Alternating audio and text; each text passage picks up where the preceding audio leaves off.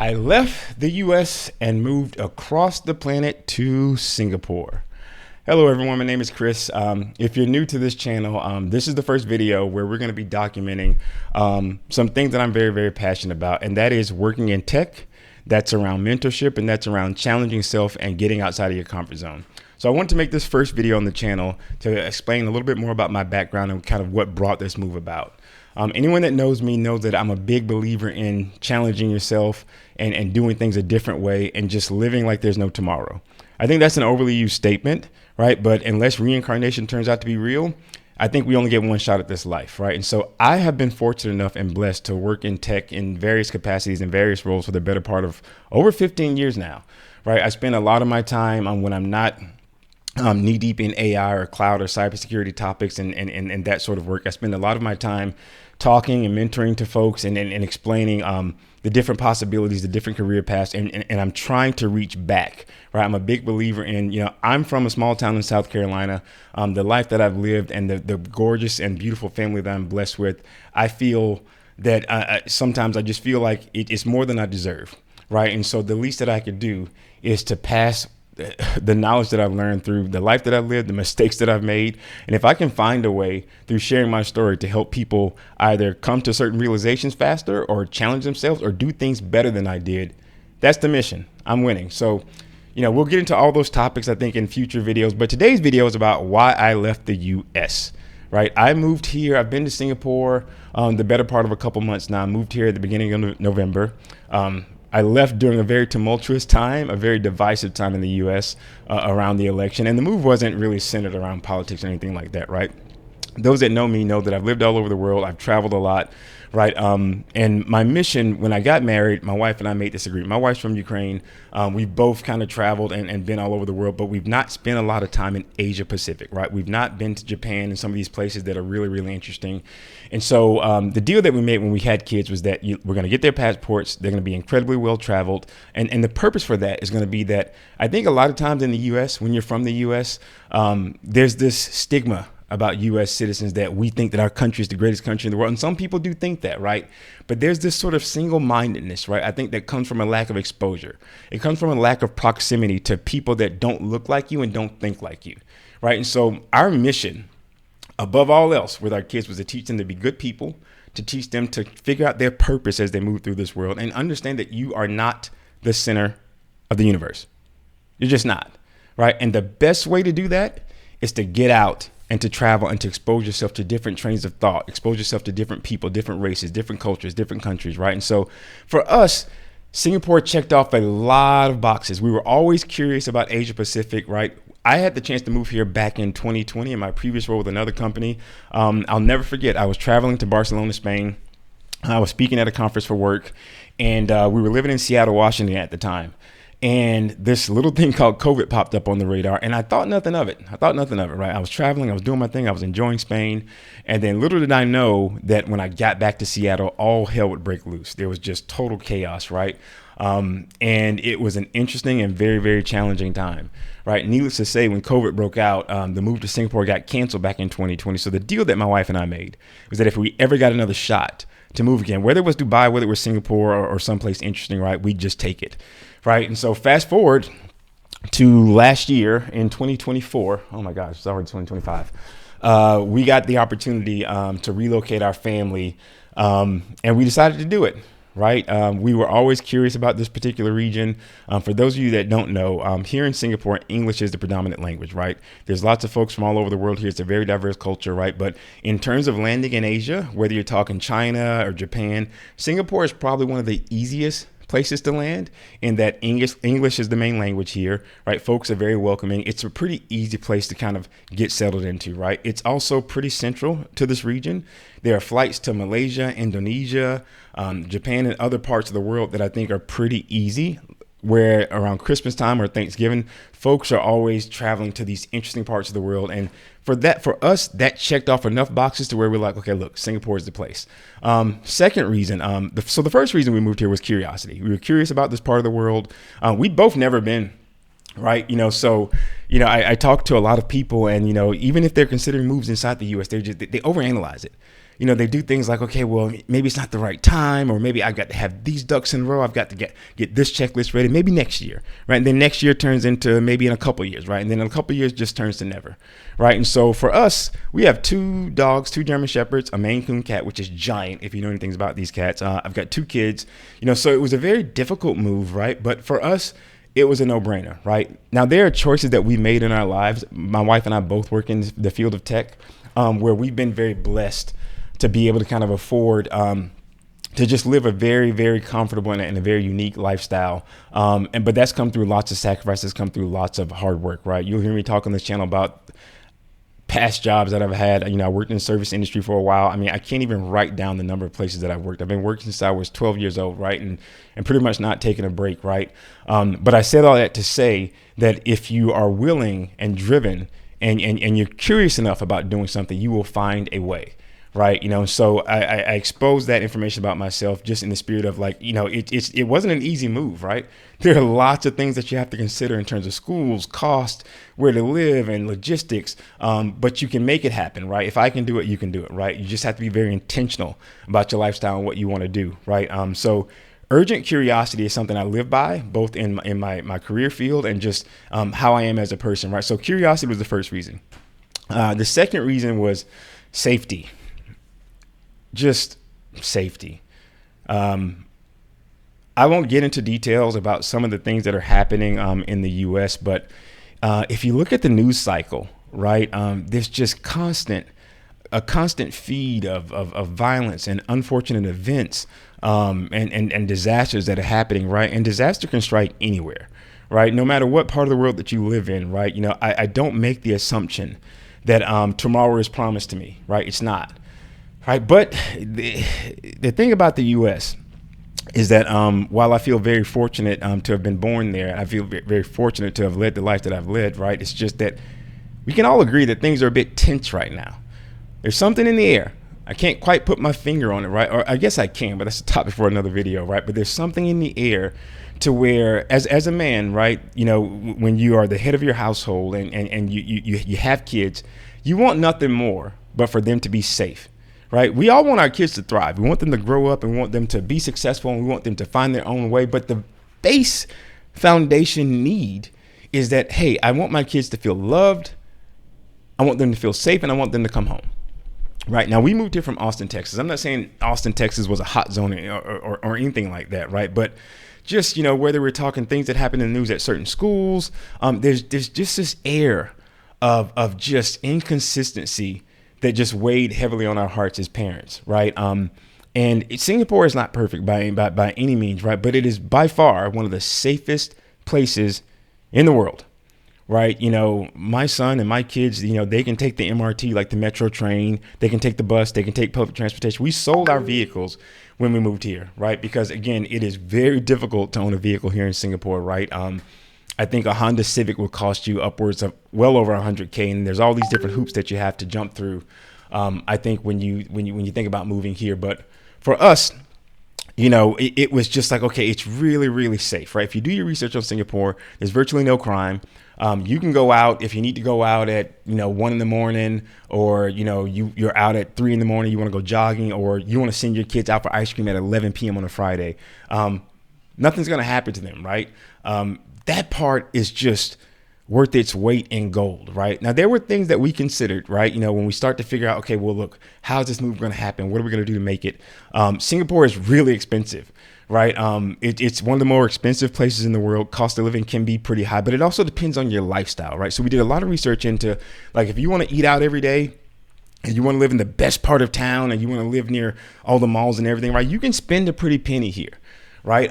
But if you really, just about anywhere in the world, right, depends on your habits and the foundation of kind of how you spend your money, right? And so for us, even though it's pricier here, the rent and the cost to lease was a bit of a sticker shock, right? But for us, from the moment that we landed, right, seeing like little kids, like I'm talking kids that are 5 and 6 years old in the store on their own, right?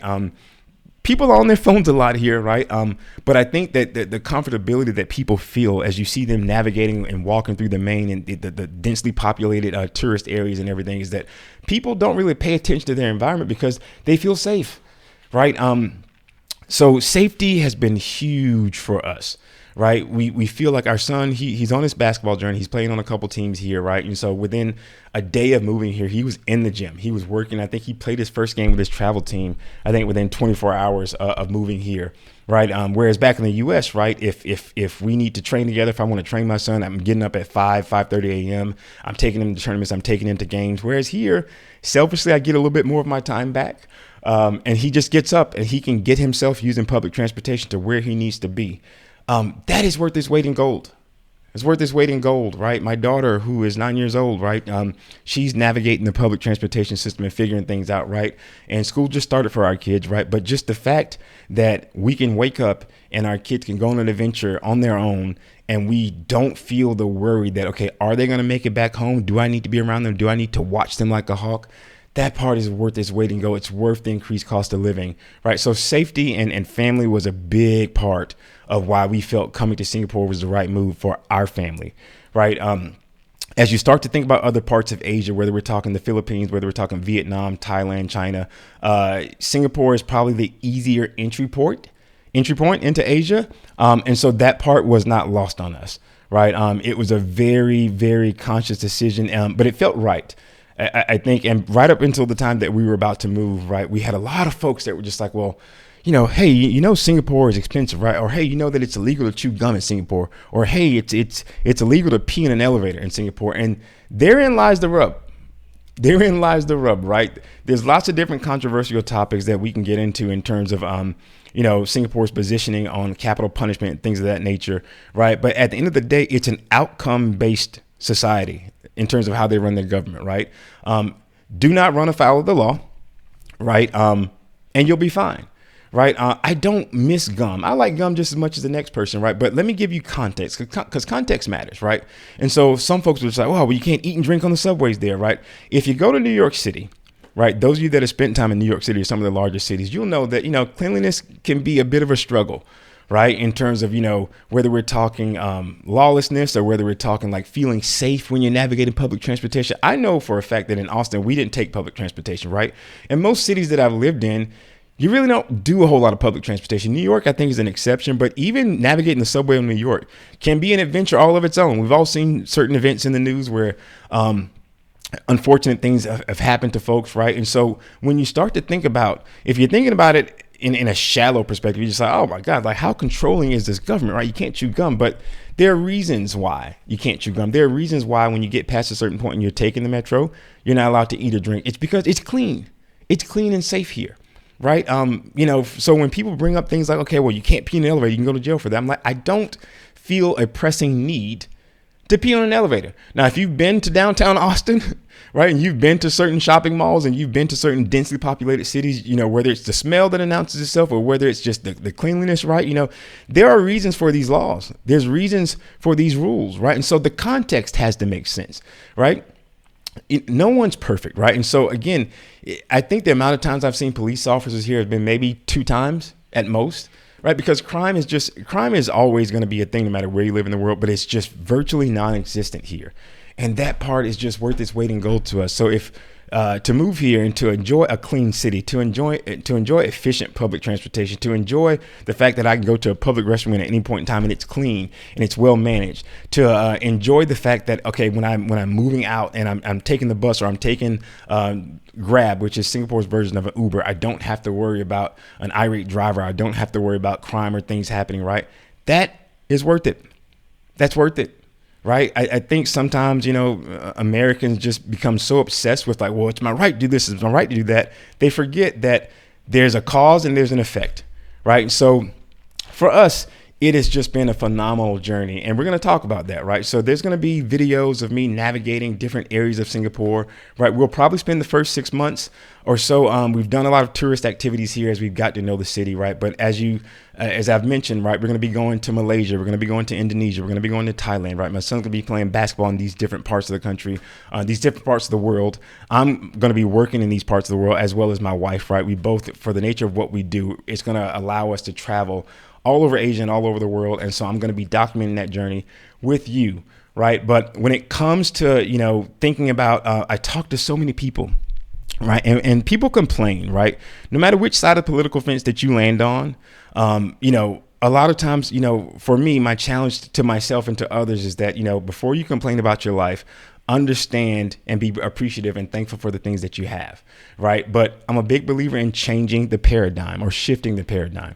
If there is something about your life that you don't like, whether it's the area that you live in, whether it's the job, right? Or whether it's the people that you hang around, the people that the company that you keep, you have the power to do something about it. Right. My motto over the past decade or so, most of my adult life has been just move. Right. And that doesn't just mean geographically. Right. That means just move. Right. If you're feeling stale in your job, or you want to learn a new skill, or you want to dive into AI or cloud, or you want to get that certification, just move. Right. If I want to move to Italy, I want to live in Europe, or I want to just shake things up, I want to do something differently, do it. Right. Get outside of your comfort zone. Right. And so the purpose of this channel, I don't really see myself as a content creator. I see myself as someone that's just living the best life that I can. I'm building my story, and I'm doing it in a very intentional way. The jobs that I've taken, the roles that I've taken, how I've navigated my career and my personal life and choices. I'm living like there's no tomorrow. I don't make the assumption that the next month or the next day or even the next week is promised to me. Right. And so my goal is to share a bit of my journey, to share this experience. And if there are people that I can help along the way, or if there are people that can look at my story and say that, okay, well, maybe that motivates me to do something, or if people just have questions, or if people are in the same boat or a similar boat, comment in the video below, reach out. Subscribe to the channel. We're going to be covering a lot of topics on this channel, right? We're going to be covering the move to Singapore, my experiences here, my experiences in Asia Pacific and the surrounding countries, and my journey as I take on learning a new language, right? We're going to be learning Japanese, right? As I take on really, that's another thing when I came here, right? I didn't just come here to work and be a typical expat, right? I came here to really dive into the geopolitical scene, right? I came here to understand, right, the context behind this part of the world. How do families operate? What's the culture here, right? What is the background? What is the history? Those things are important to me, right? The area that we chose to live in Singapore, we are the only Americans, I think, around here, right? We are surrounding ourselves with people from different parts of the world that have crazy, unique perspectives, that have awesome stories, that are really intelligent and really unique and use their voices, right? If any of you have met my kids, they are incredibly well adjusted. They're well spoken, but I think it's because we've exposed them to a lot, right? I have open and honest and transparent conversation with my kids, right? My parents did the best they could with me when I was raised, but I was raised in the deep South, right? I'm a preacher's kid at heart, right? And my parents didn't have a really good foundation for, okay, how to bring a family into this world. They did a phenomenal job, right? My father, who's no longer with us, taught me how to work. He taught me the value of perseverance. My mother, who's with us, taught me, passed on her intelligence to me. My parents passed on. And when I think about, as a parent myself now of two kids that are older, it's an awesome responsibility to be a parent, right? And it's a scary responsibility, right? And so for us, with our kids, we loved Austin, Texas, where we were before here. We've loved the areas that we've lived in, but the caliber of people here, they're really diverse. And my kids are getting exposure to kids from all over the world that have unique perspectives. And to me, that's our mission, right? That's our mission statement, right? It's to expose our kids to different cultures, expose them to different people, right? Whenever we go to dinner parties, and we're doing a lot of networking here, we take our kids with us, right? Because it's important for our kids to kind of see, this is how we move through the world, right? This is how you have a conversation with someone that either doesn't look like you or doesn't think like you, right? The ability to look someone in the eye and have a coherent and cogent thought about something, right? The ability to be able to express yourself, right? About whether it's political matters, worldly matters, have an opinion about something, right? Have a creed, right? There has to be substance to you, right? And substance doesn't have to just come from academics. It doesn't have to come from math, science, coding, or even sports, right? Substance is the spice of life, right? There needs to be something, right? And so watching our kids interact in this part of the world and watching the caliber of individuals that we've been blessed and fortunate enough to meet has been well worth this weight in gold, right? And so there's many other reasons that we're going to get into on this channel about, what prompted the move and how we're experiencing it. But I wanted to make this introductory video to kind of give you a little bit of a idea and perspective about who I am and why this content is coming about. So if you want to hear more, you want to hear me cover more topics, the next video, I think we're going to talk about proximity and the importance of proximity. And so you landed in a new country, now what? right? How do you go about ingratiating yourself in the culture, right? How do you go about figuring things out and navigating things? So we're going to talk a little bit more about my experience and the very intentional plan that I put into place when moving across the planet where you don't know anyone, right? Because it's a very specific way that you can go about it that I think can make the move easier and make it more fruitful and productive, right? So stay tuned. Appreciate each and every one of you. We'll be seeing you soon. Take care.